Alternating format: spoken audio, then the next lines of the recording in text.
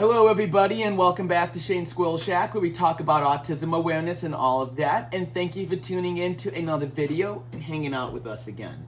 Today I'm going to be talking about autism and fine motor skills, which is a trait that many on the autism spectrum have, or more so an obstacle if you want to look at it that way. Having difficulties with fine motor skills is something that's very prevalent in my life, whether it was from when I was a kid to this day.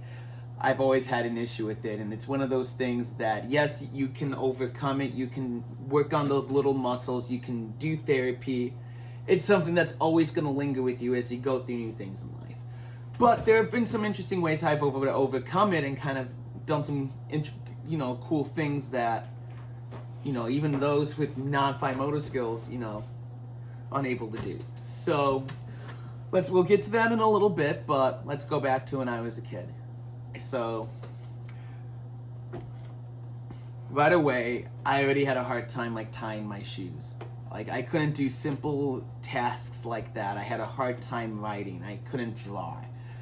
And I was, already 3 years old. Now, fun fact, I didn't learn how to tie my shoes until I was 12. I was 12 when I learned to tie my shoes. For years, I wore slip-ons and sandals when Mom had to tie my shoes. I just couldn't do it. And kind of another thing that I had a hard time with was riding a bike. Even the training wheels and getting that off, it took me a little time, but that's something that takes everyone time. And now I have a very large enjoyment for riding bikes. I do it for exercise and all of that. I love it. Another thing is penmanship. A lot of those on the spectrum have a hard time writing sometimes. It's, they're a little delayed with, handwriting and drawing skills. You can make a case that was the case with me.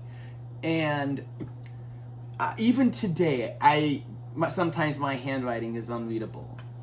I get the whole, you write like a doctor kind of thing. And it's okay, that's silly, but yes, my handwriting is chicken scrap, for sure. And just try and read my cursive. That's all I'll say. And another way that having a hard time with fine motor skills has affected my life is with sports. I can't play sports to save my life. Oh my gosh, guys. I can barely dribble a ball. I can barely shoot a basket. I've gotten a little better throwing a football, but it's a mess. It's a mess. If you were to try and watch me do contact sports and very coordinated, very coordination-based activities, I can't do that. I was a track runner. I could run around tracks pretty fast, but I couldn't kick a ball. Oh my gosh, you should have seen me when I did soccer when I was 7 years old.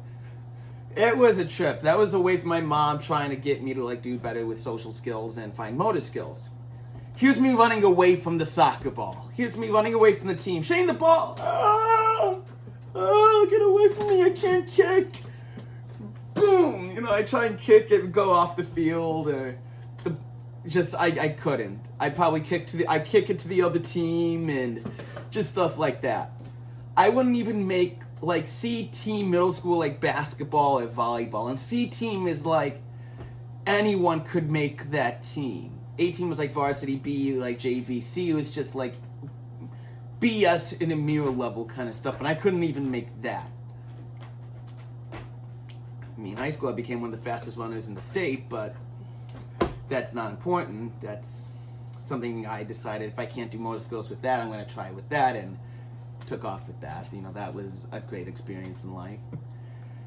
And so, fine motor skills still affect me to this day. I have a hard time tying knots. I can't tie a fish hook. I want to be able to do more, hobbies, but my fine motor skills kind of get in the way with it. I have a hard time, with knots. I want to do more climbing, but I can't tie a knot to save my life. I already have a hard time with normal knots, and you bring all the sophisticated knots in, that's another level. That's why I couldn't move on with Boy Scouts. I kind of half-assed Boy Scouts for a couple of years, just was doing it for the people there and not really to take anything from it. And I couldn't move past, second class, because I couldn't tie knots. I had no idea what I was doing. And I was shit. you know, but times that 2 hours. And I just kind of gave up, and I almost kind of got shat on for it too. They're like, what are you doing? You've been doing this for hours. You just do this, man. And it's not that easy. And I've kind of had fun, you know, again, I say love your quirks. I love mine. I love the fact I can, you know, be coordinated with a basketball, or like, you know, try and throw a football. It goes yay there, yay there. I laugh at it. You got to laugh at it, man. That's the way you grow, is to laugh at things and to, you know, forgive yourself. And that's okay if you can't. If I'm okay not being able to play sports, I am so okay with that. I'm okay with laughing at myself when I try and play like a sport and just fail miserably. That's so fun, you know. It's me just doing my thing, not giving a shit. And I encourage everyone to do that, you know, whether you're on the spectrum and have a hard time with fine motor skills and have quirks with that or not. Love it, and have fun.